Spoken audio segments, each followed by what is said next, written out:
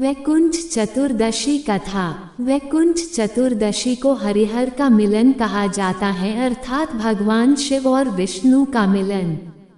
विष्णु एवं शिव के उपासक इस दिन को बहुत उत्साह से मनाते हैं।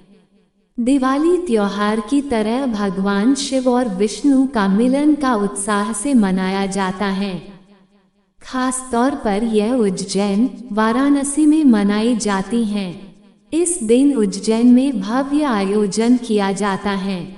शहर के बीच से भगवान की सवारी निकलती है, जो महाकालेश्वर मंदिर तक जाती हैं।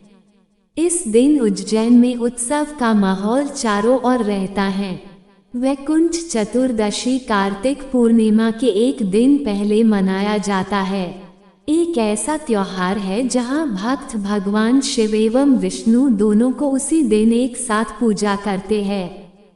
यही वह दिन है जब भगवान विष्णु को वाराणसी में काशी विश्वनाथ मंदिर में विशेष सम्मान दिया जाता है तथा मंदिर वैकुंठ धाम की तरह सजाया जाता है।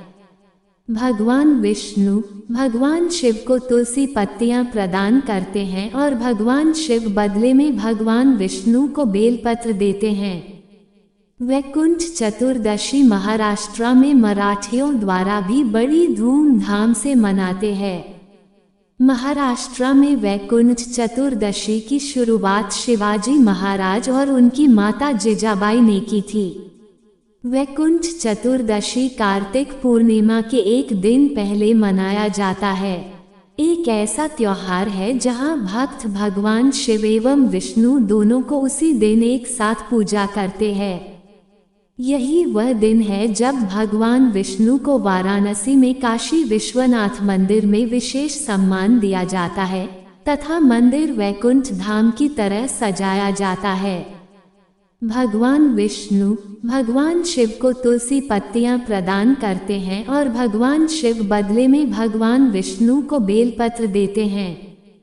वैकुंठ चतुर्दशी महाराष्ट्र में मराठियों द्वारा भी बड़ी धूमधाम से मनाते हैं। महाराष्ट्र में वैकुंठ चतुर्दशी की शुरुआत शिवाजी महाराज और उनकी माता जिजाबाई ने की थी। शुरुआत तिथि कार्तिक शुक्ला चतुर्दशी उत्सव विधि विष्णु सहस्रनाम भजन कीर्तन, नदियों में दीपदान, नदियों में पवित्र स्नान, व्रत। पौराणिक कथा। एक बार की बात है, नारद जी पृथ्वी लोक से घूमकर वैकुंठ धाम पहुँचते हैं। भगवान विष्णु उन्हें आदर पूर्वक बिठाते हैं और प्रसन्न होकर उनके आने का कारण पूछते हैं।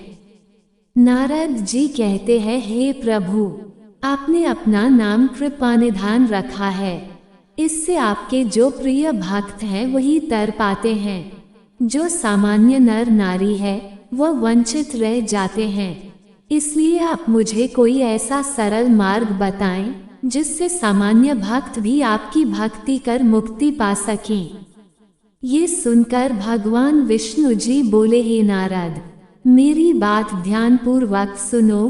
कार्तिक शुक्ल पक्ष की चतुर्दशी को जो नर नारी व्रत का पालन करेंगे और श्रद्धा भक्ति से मेरी पूजा अर्चना करेंगे, उनके लिए स्वर्ग के द्वार साक्षात खुले होंगे।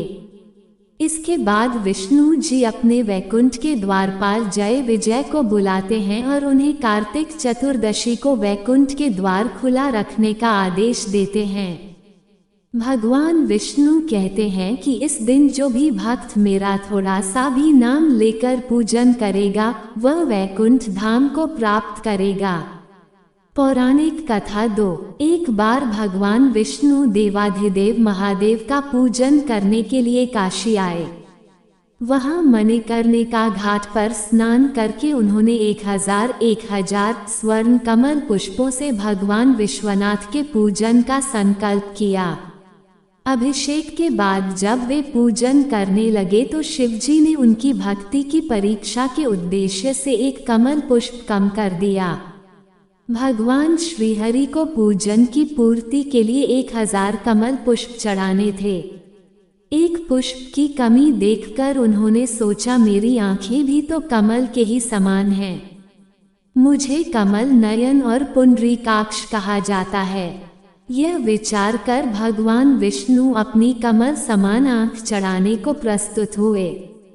विष्णु जी की इस अगाध भक्ति से प्रसन्न होकर देवाधिदेव महादेव प्रकट होकर बोले, हे प्रिय विष्णु, तुम्हारे समान संसार में दूसरा कोई मेरा भक्त नहीं है। आज की यह कार्तिक शुक्ल चतुर्दशी अब वैकुंठ चतुर्दशी कहलाएगी और इस दिन व्रतपूर्वक जो पहले आपका पूजन करेगा उसे वैकुंठ लोक की प्राप्ति होगी। भगवान शिव ने इसी वैकुंठ चतुर्दशी को करोड़ों सूर्यों की कांति के समान वाला सुदर्शन चक्र विष्णु जी को प्रदान किया। शिव जी तथा विष्णु जी कहते हैं कि इस दिन स्वर्ग के द्वार खुले रहेंगे। मृत्युलोक में रहना वाला कोई भी व्यक्ति इस व्रत को करता है, वह अपना स्थान वैकुंठ धाम में सुनिश्चित करेगा। कथा 3। धनेश्वर नामक एक ब्राह्मण था जो बहुत बुरे काम करता था। उसके ऊपर कई पाप थे। एक दिन वह गोदावरी नदी में स्नान के लिए गया। उस दिन वैकुंठ चतुर्दशी थी। कई भक्तजन उस दिन पूजा अर्चना कर गोदावरी घाट पर आए थे। उस भीड़ में धनेश्वर भी उन सभी के साथ था। इस प्रकार उन श्रद्धालु के स्पर्श के कारण धनेश्वर को भी पुण्य मिला। जब उसकी मृत्यु हो गई तब उसे यमराज लेकर गए और नरक में भेज दिया। तब भगवान विष्णु ने कहा, ये बहुत पापी है, पर इसने वैकुंठ चतुर्दशी के दिन गोदावरी स्नान किया और श्रद्धालुओं के पुण्य के कारण इसके सभी पाप नष्ट हो गए, इसलिए इसे वैकुंठ धाम मिलेगा। अतः धनेश्वर को वैकुंठ धाम की प्राप्ति हुई।